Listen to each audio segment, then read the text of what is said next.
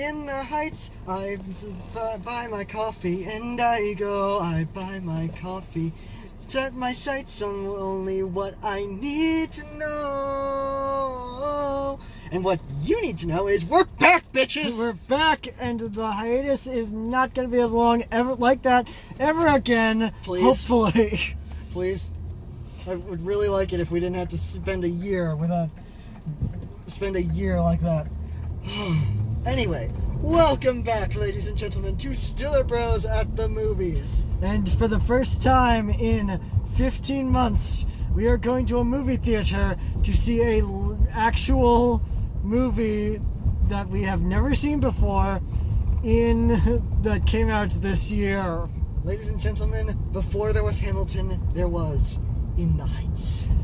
This movie has been in development for years, and part of it, the reason it took so long was because it was in the hands of a certain someone who we should never be brought up in polite conversation ever again. Which now brings up the subject that In the Heights is well established as being the first musical that Lin-Manuel Miranda created. He basically created it when he was a student at Wesleyan, and then obviously when he worked with his collaborators like Tommy Kail and Alex Lacamoire and what's the book writer's name again? I can't. Kiara something. I can never remember her name honestly. Her name sucks. It sucks that we can never remember her name because obviously she wrote the screenplay to this and she wrote the book for this show. But either way, the thing that I'm getting to is this movie and the show, and by extension this movie, weirdly is connected to Clerks in a lot of ways. Yeah. Think about it. It's about a convenience store clerk who has dreams bigger than the place he's in. The story follows him through a certain amount of time in his otherwise pretty average life, and it's the first in a body of work by a rather respectable writer, and it's the actor who actually stars in it as an omniscient narrator and or just basically character that shows up here in the or just essentially character that has a major role in it. And for a time, both were basically owned by Miramax. Also, you could watch both of these now on HBO Max for the weirdest double feature ever. But not entirely unfounded, as we just pointed out. But we do not have Lin-Manuel Miranda taking on the role of Usanavi this time around. The character is instead played by Hamilton alumni Anthony Ramos. Now, Anthony Ramos is someone we do not know a lot about, mostly because when it comes to all the Hamilton people who are not Lin-Manuel Miranda, we haven't obsessively researched. We know that he has gone very deep into pop music since leaving Hamilton. We know he was in A Star Is Born, and we know we obviously know that he's starring in this, and this could very well launch his career into new and amazing things. Now Lin-Manuel Miranda talked about Anthony Ramos taking on the role of Usnavi. He had a very beautiful and brilliantly worded tap dancing metaphor. I'm not going to do it because I am not going to paraphrase the words of Lin-Manuel Miranda. Just look it up yourself. Just look it up yourselves. It's on his Facebook. It's on his public Facebook page or Twitter or whatever have you when it comes to looking it up. Yeah. But we also have a few extra people that we know of in here. We have Jimmy Smits, and we have Stephanie Beatriz, and we have a bunch of relatively unknown actors because this is a almost entirely Hispanic cast. Obviously, there's a few that aren't in there. Like Benny is like a huge part of, like, we haven't seen In the Heights all the way through or anything like that, but we know for a fact that part of the subplot involving the character of Benny is that he is not Latin American. Yes. Of Latin American descent. So we'll see how much of that makes it into the movie. movie. Mark Anthony apparently has a cameo somewhere in there. Chris Jackson, the original actor who played Benny, has a cameo. And of course, and Lin-Manuel Miranda does appear, and he does have a number as the Paraguay guy. Yes, because leave it to Lin-Manuel Miranda when casting the movie of his the In the Heights movie to give himself a part, to not just give himself any cameo, but a cameo that existed in the original source material. Yes. The director this time around. So the director for this little musical romp is John M. Chu, best known for directing Step Up to the Streets, Crazy Rich Asians, both Justin Bieber documentaries, yes, and G.I. Joe Retaliation. There was also Now You See Me Too and Gem and the Holograms, but we're not going to talk about those parts. And he has kind of exploded in popularity since Crazy Rich Asians. Not that he wasn't hurting for work beforehand, because again, he did G.I. Joe and Now You See Me Too and Gem and the Hall. He was keeping himself consistently working, and now he's. But now it's basically they're just basically handing him jobs to see what sticks. Like up until very recently, he was going to be doing the Willow show for Disney Plus, and now he's going to be directing the Wicked movie for Universal, which has been in development hell for so long that it's either going to be really, really, really bad or just very good. Not sure what. In fact, we don't even know if they're going to be able to take it over the finish line this time. We don't know. Because it's been in development hell for so long. And they're just in early stages right now. Plus, he's got to, at some point, direct the 2 sequels to Crazy Rich Asians. But, yeah. But basically, what we're saying is John M. Chu knows his way around a musical for the most part, except for when it's Gem and the Holograms. In which case, rather than make a musical, he made a shitty National Treasure Ocean's 11 for teenagers. What the hell was that movie? I don't know, but this is his first straight musical, because he's made Justin Bieber documentaries, he's made Gem and the Holograms, and he made Step Up to the Streets. None of them being musicals. And also, the funny thing is, of the at least 3 Broadway musicals that are getting major adaptations this year, there's a lot of things that connect them, but very rare, but nothing that connects all 3 of them together. Of the 3, 2 of them are written by Stephen Levinson. 2 of them have the original songwriters coming back to write new music. 2 of them have an original cast member back.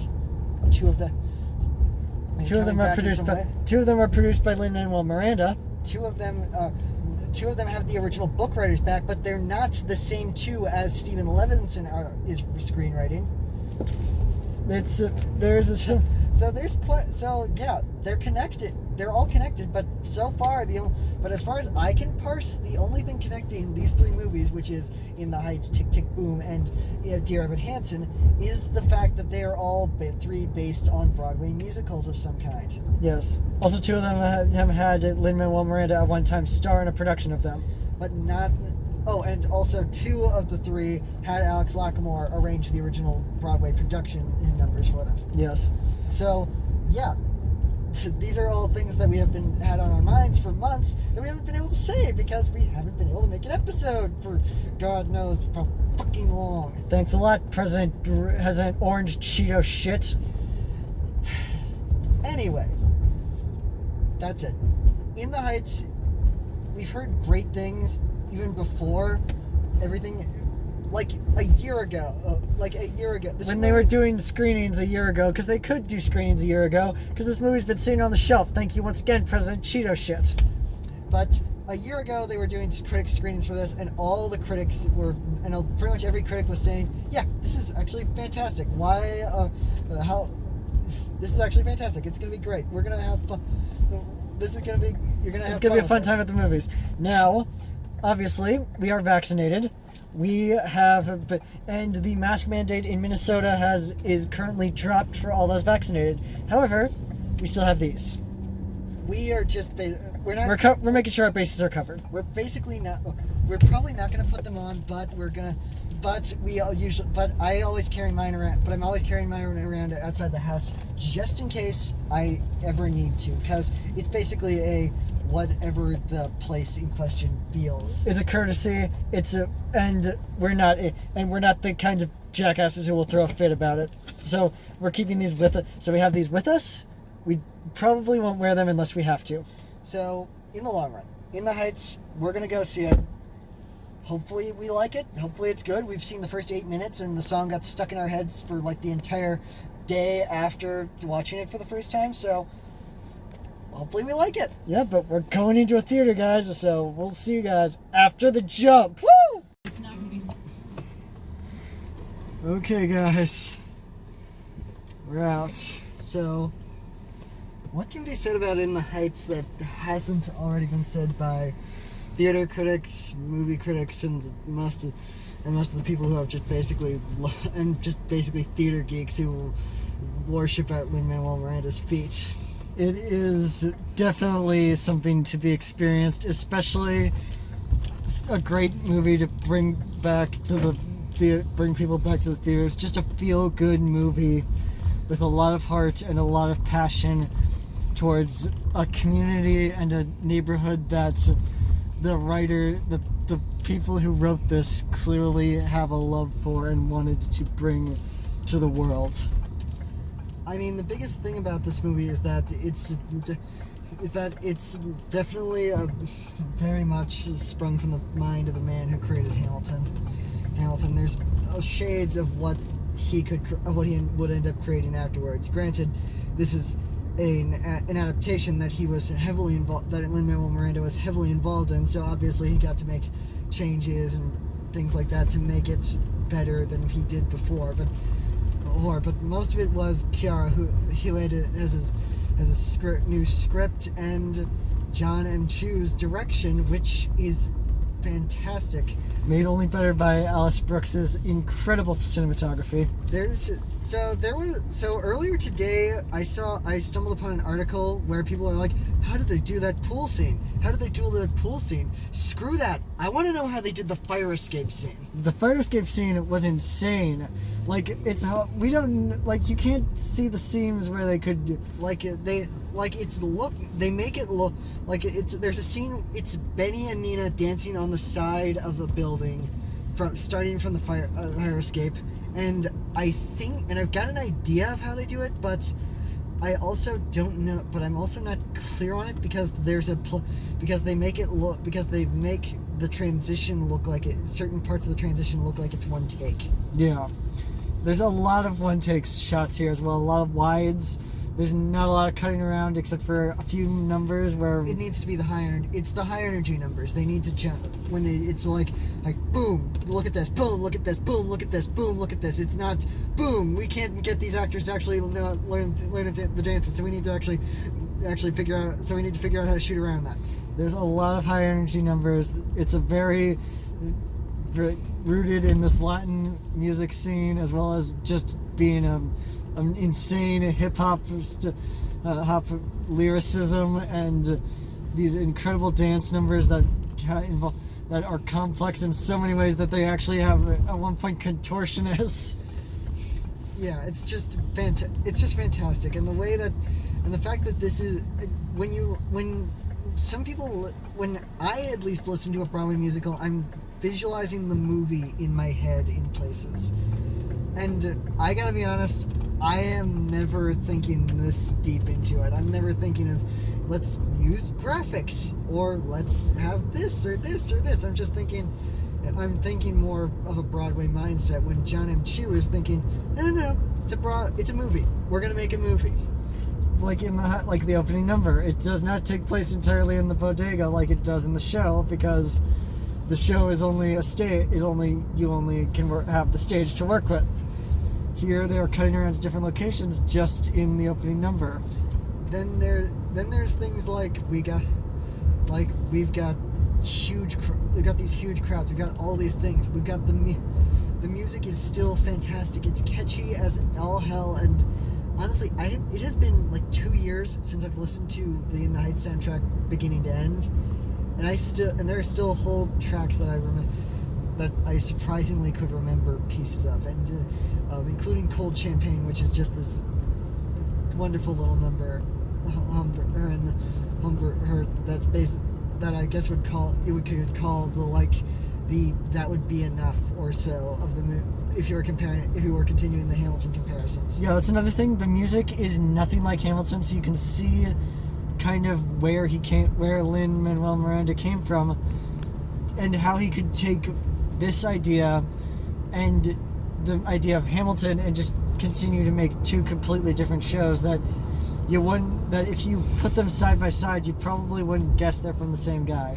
Except for the fact that Lin-Manuel Miranda just basically jams himself in so much that every time he shows up, it's like, hey! Like we follow him on social media, so we saw his parents' cameo. And he just keeps going in the movie. And honestly, every time he shows up, it just reminds me of how many times Mel Brooks put himself into the producer's musical. Yeah. Because it's just like, I created this thing. I'm gonna be in it a bunch of times. Yeah. We have Anthony Ramos giving a great performance, filling in Lin-Manuel Miranda's legacy in so many ways. And it's just great to see all these characters it's a fantastic ensemble piece. You can tell that there's Usnavi's definitely the narrator, and he's kind of the centralized character, but at the same time, we're not focusing entirely on him. We're focusing on all these different characters. We're bouncing around all of these people. We got the salon ladies. We got Vanessa. We got Nina and Benny. All these and Abuela as well. And Abuela Claudia. For the record, if you ever want to know how white I am, just listen to me.